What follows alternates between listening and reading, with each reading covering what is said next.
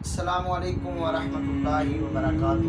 شیخ Saadi رحمۃ اللہ تعالی علیہ آپ فرماتے ہیں کہ ایک بادشاہ تھا اور اس کے بیٹے بہت حسین و جمیل تھے۔ ان میں سے ایک بیٹا جو بدصورت تھا اور چھوٹے قد والا تھا۔ بادشاہ اپنے سب بیٹوں کو بہت پیار کرتا اور بہت ان پر نازا تھا، لیکن اس کو بہت حقارت کی نظر دیکھتا تھا۔ ایک دن اس نے اپنے اس بیٹے کو جو بدصورت تھا حقارت کی نظر دیکھا تو اس بیٹے نے اپنی خداداد عقل و دانائی سے عرض کی، ابا حضور گستاخی معاف، کہ اگر بدصورت اور چھوٹے قد والا اگر عقل مند ہو تو وہ حسین و جمیل سے زیادہ افضل و ترین ہوتا ہے۔ عرض کی، ابا حضور کبھی کبھی چھوٹی چیز کی قدر و قیمت بڑی چیزوں سے زیادہ ہوتی ہے۔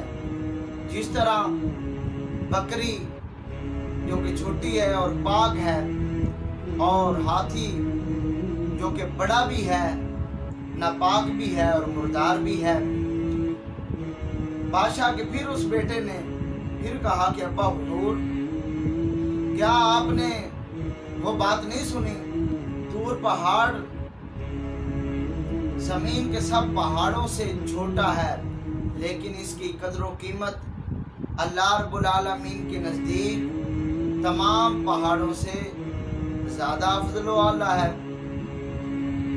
اور اسی طرح ابا حضور کیا آپ نے نہیں سنا کہ ایک کمزور عقل مند آدمی نے ایک موٹے تازے آدمی کو کہا کہ اگر عربی کا گھوڑا کمزور بھی ہو تو پھر بھی وہ گدھوں سے سادہ شان والا ہوتا ہے۔ بادشاہ اس کی باتیں سن کر ہنس پڑا اور خوش ہوا، اور اس کے باقی بھائی جو تھے شہزادے کے، ان کو بہت دکھ ہوا، صدمہ پہنچا ان کو۔ اسی لیے کہتے ہیں